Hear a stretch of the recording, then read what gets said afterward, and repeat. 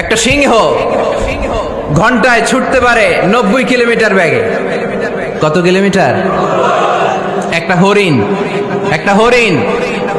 একটা হরিণ ঘন্টায় ছুটতে পারে 100 কিলোমিটার বেগে। তাহলে কে জোরে ছুটে? জোরে বলতে হবে। সিংহ কত কিলোমিটার? হরিণ। তারপরেও হরিণটা 100 কিলোমিটার বেগে ছোটার পরেও সিংহটার কাছে সে ধরা পড়ে যায়। এর কারণ সিংহ যখন ধরার জন্য ছোটে সে শুধু সামনে তাকায়, সে পিছনে তাকায় না। আর হরিণ 100 কিলোমিটার বেগে ছোটার পরেও সে ধরা খেয়ে যাবার ভয়ে বারবার পেছনে তাকায়।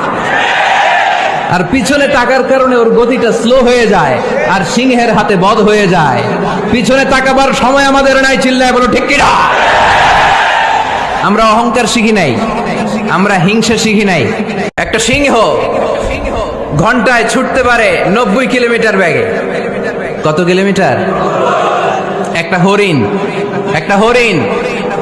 একটা হরিণ ঘন্টায় ছুটতে পারে 100 কিলোমিটার বেগে। তাহলে কে জোরে ছুটে? জোরে বলতে হবে। সিংহ কত কিলোমিটার? হরিণ। তারপরেও হরিণটা 100 কিলোমিটার বেগে ছোটার পরেও সিংহটার কাছে সে ধরা পড়ে যায়। এর কারণ সিংহ যখন ধরার জন্য ছোটে সে শুধু সামনে তাকায়, সে পিছনে তাকায় না। আর হরিণ 100 কিলোমিটার বেগে ছোটার পরেও সে ধরা খেয়ে যাবার ভয়ে বারবার পেছনে তাকায়।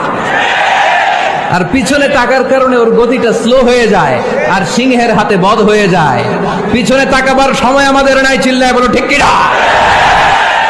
আমরা অহংকার শিখি নাই, আমরা হিংসা শিখি নাই।